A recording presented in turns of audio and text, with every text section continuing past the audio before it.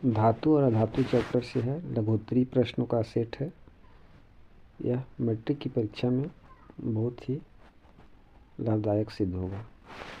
देखते हैं कम समय में अच्छे से तैयारी होने का साधन बनाए हैं। क्या क्या है इस कंटेंट में आगे देखते हैं। धातु किसे कहते हैं? तो जो पदार्थ चमकदार होते हैं, ऊष्मा और विद्युत के अच्छे चालक होते हैं तथा हथौड़े से पीटने पर पत्तियों में बदल जाते हैं, पत्तियों परत एकदम पतली परत में, उन्हें धातु कहते हैं। अधातु किसे कहते हैं? वे पदार्थ आमतौर पर भंगुर होते हैं, विद्युत और ऊष्मा के खराब चालक होते हैं और चमक में कमी होती है, चमक कम होते हैं, उन्हें अधातु कहते हैं। ये सब परिभाषा हम लोग जान सकते हैं। किन्हीं दो धातुओं के नाम लिखें। तो लोहा हो गया, तांबा हो गया, सोना, चांदी, एल्युमिनियम, सोडियम, बहुत सारा। किसी दो अधातु का नाम लिखें। Oxygen, carbon, sulphur, nitrogen, bromine, बहुत सारा। नेक्स्ट, सबसे हल्की धातु का नाम लिखें। तो सबसे हल्की धातु का नाम क्या है? लिथियम, Li संकेत। सबसे भारी धातु का नाम लिखें। Osmium, Os। कौन सी अधातु विद्युत की चालक होती है? ग्रेफाइट। कार्बन के अपरूप है हीरा और ग्रेफाइट। हीरा कुचालक होते हैं जबकि ग्रेफाइट विद्युत के चालक होते हैं। और ग्रेफाइट का प्रयोग कहाँ है? पेंसिल में। पेंसिल की जो लीड होती है वो ग्रेफाइट का होता है, उससे करंट आसानी से पास हो सकता है। जबकि ऊष्मा का कुचालक और विद्युत का सुचालक है। सोडियम और पोटेशियम को मिट्टी के तेल में क्यों रखा जाता है? क्योंकि वे वायु और पानी के साथ तीव्र से अभिक्रिया करके आग पकड़ लेते हैं। बहुत तेज़ी से आग पकड़ लिया जाता है और इसका प्रयोग जादूगर वगैरह करते हैं। छुपा के कागज़ में रख देते हैं और पानी छिड़कता है तो ऐसे आग लग जाता है। तो इसका प्रयोग हम लोग समझ चुके हैं। नेक्स्ट, पीतल किसका मिश्र धातु है? मिश्र धातु का क्वेश्चन है, बहुत ज़बरदस्त क्वेश्चन। तो पीतल कैसे बनता है? तांबा बनता है, तांबा है और इसमें जस्ता को मिला दिया जाता है तो पीतल का निर्माण होता है, जो एक मिश्र धातु है। धातु नहीं, मिश्र धातु है। अगला, कांसा कैसे बनाया जाता है? कांसा किसकी मिश्र धातु है? तो तांबा है और टीन, Sn और Cu है ना, तो कांसा का निर्माण हुआ। और थोड़ा सा मात्रा में शीशा भी मिलाया जाता है, उसकी बहुत कम मात्रा है। धातुओं एवं अधातुओं के गुण। धातुओं का एक भौतिक गुण लिखिए। तो क्या भौतिक गुण है देखते हैं।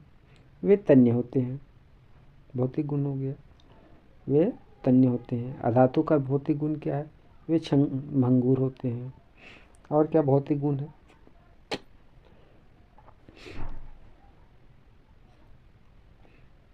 धातु को विद्युत का अच्छा चालक क्यों कहा जाता है? क्यों कहा जाता है? क्योंकि उसमें स्वतंत्र इलेक्ट्रॉन पाए जाते हैं जो विद्युत प्रवाह करते हैं। स्वतंत्र इलेक्ट्रॉन आसानी से विद्युत प्रवाह उसमें हो सकता है। पारा को धातु होने पर भी तरल क्यों कहा जाता है? क्योंकि इसका गलनांक बहुत कम है और कमरे के ही ताप पे यह द्रव अवस्था में पाया जाता है। ज़्यादा गर्मी की आवश्यकता नहीं है। अन्य धातु को अधिक ताप देंगे तब वह द्रव अवस्था में आया और उसके आकार को हम लोग बदलते हैं। जैसे लोहा को पिघला के फिर उसके आकार को बदला जाता है। सोना है, सोना इसके आकार को बदल के चूड़ी बनाया गया, अंगूठी बनाया गया या विभिन्न प्रकार के आभूषण बनाए गए। इसको गलाया जाता है, पानी जैसा बना दिया जाता है और ये जो है कमरे के ही ताप पे द्रव अवस्था में पाया जाता है। इसलिए इसका कौन सी धातु पानी पर तैर सकती है? तो लिथियम जो है पानी पर तैर सकती है, पोटेशियम तैर सकती है, सोडियम तैर सकती है। क्यों?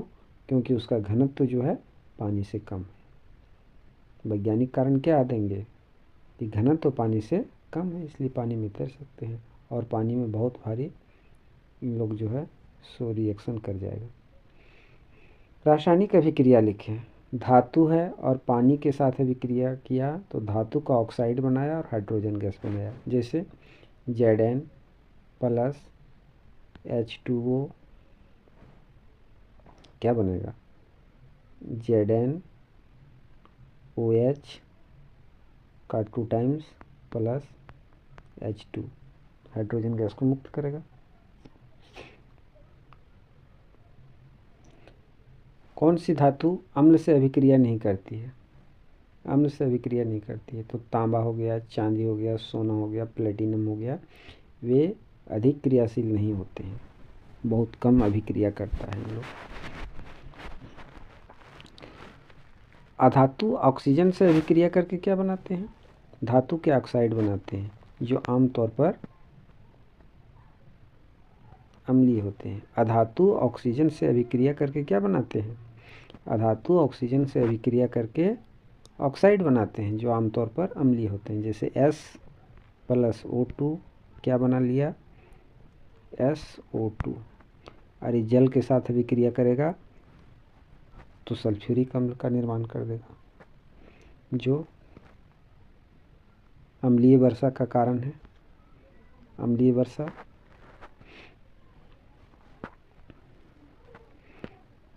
अधिक महत्वपूर्ण और वर्णनात्मक प्रश्न क्या है, देखते हैं इसमें। धातुएं नमनीय क्यों होती है, क्योंकि उसके परमाणु परतों का सरकना आसान होता है, इसलिए इन्हें पीटने पर वे चपटी पत्तियों में बदल जाती है। अधातु विद्युत की चालक क्यों नहीं होती है, क्योंकि उसमें मुक्त इलेक्ट्रॉन नहीं होते हैं। लोहा जंग क्यों खाता है, लोहे में जंग क्यों लग जाता है, क्योंकि जब यह नमी और वायु की उपस्थिति में अभिक्रिया करता है तो यह लौह ऑक्साइड बनाता है जिसे जंग कहते हैं। एक पतली परत भूरे रंग की लग जाता है। तो इसे बचाने के लिए क्या करेंगे हम लोग, अगला क्वेश्चन में है कि इसे बचाने के लिए क्या करेंगे, उसको पेंट कर देंगे या गैल्वेनाइजेशन कर देंगे, जस्ते की परत चढ़ा देंगे या फिर पेंट करेंगे। खिड़की दरवाज़ा में जो जंग लग जाता है उसको बचाने के लिए पेंट किया जाता है। नेक्स्ट, मिश्र धातु क्या है, तो मिश्र धातु अभी हम लोग देखें, पीतल है, कांसा है, ये सब मिश्र धातु है। तो क्या कहेंगे मिश्र धातु को, 2 या 2 से अधिक धातु या धातु को पिघलाकर नए पदार्थ का जो निर्माण होता है उसे मिश्र धातु कहते हैं। फिर से 2 या 2 से अधिक धातु या धातु को पिघलाकर नए पदार्थ को मिश्र धातु कहते हैं। नेक्स्ट क्वेश्चन, स्टील किसका मिश्र धातु है, स्टील तो लोहा का है और कार्बन का है स्टील।